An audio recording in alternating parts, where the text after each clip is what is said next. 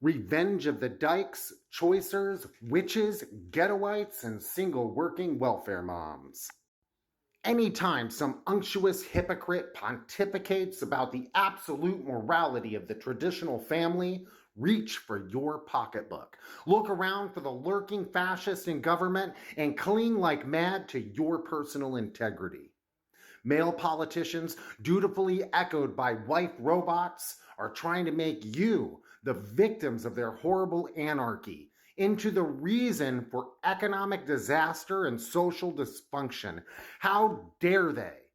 How dare these extollers of a system that starves and exploits and crucifies untold billions blame the underpaid and the destitute for poverty, miserable education and training, crime, dope, cynicism, domestic turmoil, and rejection of obsolete middle-class values that the profit system itself generates.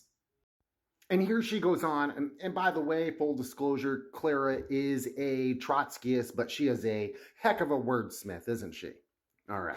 The family has no eternal or holy or cosmic values of its own. Family values reflect and express the conditions of production of a given period. A certain set of economic relations requires a certain kind of kinship structure. And the patriarchal, male-dominated, monogamous family came into being for the purpose of transmitting inheritance of property through the male line. As with the family, so with the state, which also exists to promote the ruling class. The state ends up decreeing a specific type of family to perpetuate the system it guards. The capitalist state needs women to be subordinate. Taken to its outer limits, this means children, church, kitchen, a la Mustache Man. So anybody who thinks that the Democrats are going to vanquish the new is naive. The U.S. today is Weimar Germany after World War I, facing the same choice between fascism and socialism. And the U.S. today will set the pace for the rest of the world, Germany, Japan, France, in deciding what to do about Mustache Man's heirs. That is why militant activism by anti-fascists is vital. Feminists, people of color, lesbians and gays, all workers, wake up. Social revolution is the only viable alternative to the concentration camps and the only answer to vanishing jobs. With a technology geared to produce goods without producing jobs, high-tech capitalism is becoming an oxymoron, a contradiction in terms. Socialism is computers plus justice.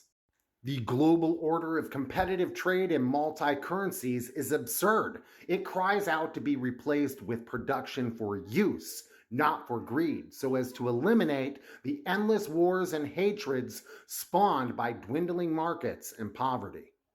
A rational analysis of the mess can provide a rational solution, but never while the reason for the worldwide crisis is massively attributed to women, gays, ethnics, and unions.